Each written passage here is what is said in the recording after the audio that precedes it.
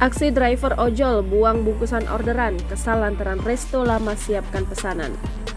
Beredar di media sosial, aksi seorang pria diduga driver ojek online terekam kamera membuang sebuah bungkusan makanan yang baru ia terima. Dalam keterangan pada unggahan tersebut, kejadian itu berlangsung di Sudirman, Jakarta Pusat. Dalam video yang diunggah akun Instagram @terangmedia, terlihat seorang pria berbaju oranye menggunakan rompi hitam dan masker, awalnya memegang bungkusan putih diduga berisi makanan yang dipesannya.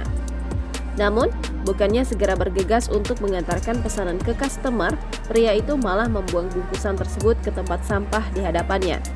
Setelah membuang bungkusan tersebut, pria itu langsung pergi begitu saja dengan penuh rasa kesal. Dikutip dari keterangan postingan yang menyebutkan bahwa pihak resto lama dalam penyajikan pesanan online sehingga driver berbuat seperti itu. Hingga saat ini belum diketahui pasti kapan aksi tersebut terjadi.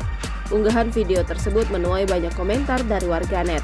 Tak sedikit dari warganet yang heran serta berbagai komentar yang mengecam aksi driver ojek online yang tidak bersyukur.